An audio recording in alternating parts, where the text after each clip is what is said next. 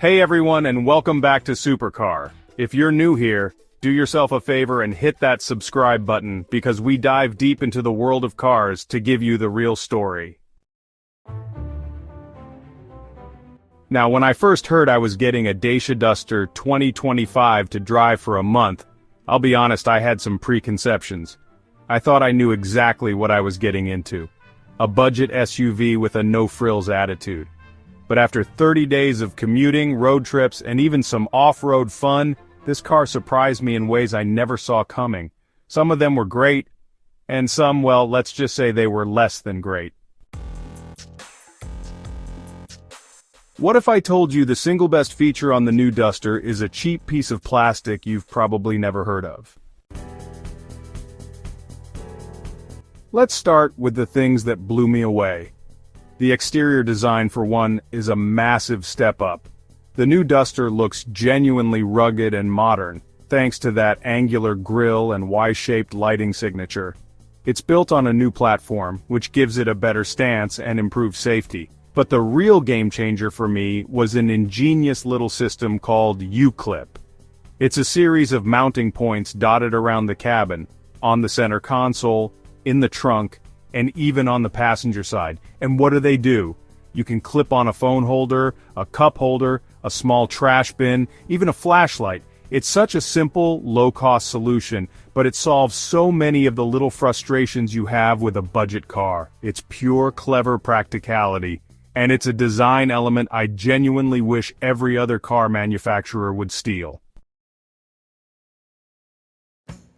It's marketed as an affordable urban commuter, but what it's actually best at is getting you to places you'd never expect it to go. Before this test, I would never have thought to compare a Dacia Duster to a rugged off-roader like the Suzuki Ginny. But after a few muddy trails, I have to say, the Duster's all-wheel drive system is surprisingly capable. It's not a hardcore rock crawler, but for a budget SUV, it handled loose gravel, steep inclines, and muddy ruts with a level of confidence that really caught me off guard. The ground clearance is excellent, and the system intelligently distributes power to keep you moving. For the casual adventurer who needs an everyday family car but also wants to explore, the Duster punches way above its weight. It's the kind of car that's built for real life, not just the concrete jungle. You'd think the biggest compromise on a budget car would be the cheap plastics, but the real issue turned out to be something you can't see. Now, for the things that surprised me in a less positive way. From the outside, the new Duster looks tough and solid, but on the inside, the hard plastics and some of the interior materials are a definite reminder that this is a budget car. And while I expected that, what I didn't expect was the relentless cabin noise. At city speeds it's fine, but as soon as you hit the motorway, the wind and tire noise becomes surprisingly intrusive. It's a constant, low-level drone that makes long journeys more tiring than they should be. It's a direct consequence of a lack of sound deadening, a compromise that Dacia made to keep the price low. It's the kind of thing you wouldn't notice on a short test drive.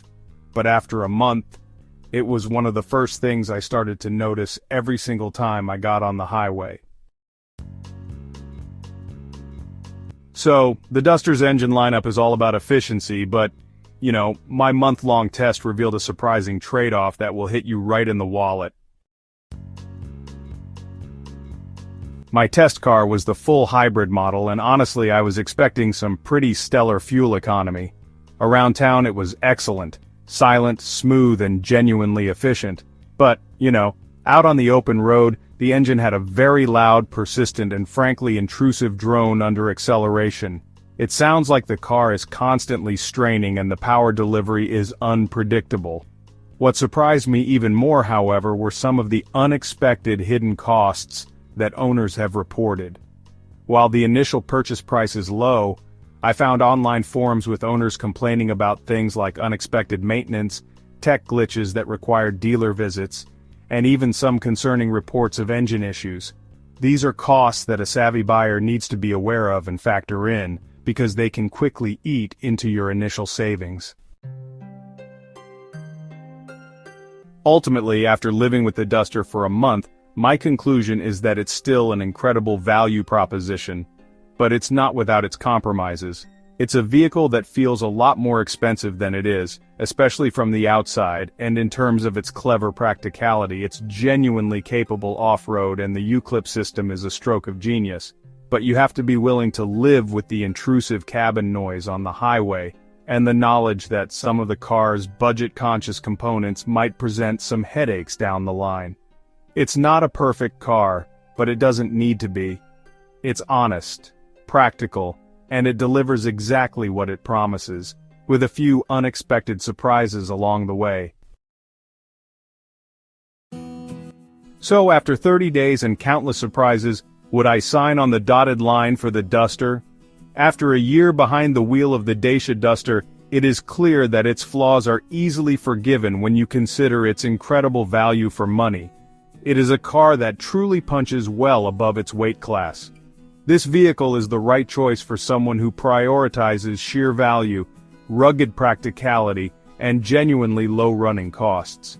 It's not a car for those who demand cutting-edge technology, a whisper-quiet cabin, or the highest possible safety ratings. The Duster proves you do not have to spend a fortune to own a practical, capable, and stylish SUV. For the right buyer, one who embraces its unique quirks and understands its deliberate trade-offs, the Duster is an honest car and a loyal companion. It is a sensible purchase and a truly great car that delivers exactly what it promises. And for many, that is more than enough. What are your thoughts on the new Dacia Duster? Does its surprising duality change your opinion of it? Let me know your thoughts in the comments below. Don't forget to like this video, share it with your friends, and subscribe to Supercar for more in-depth automotive content. We'll see you in the next one.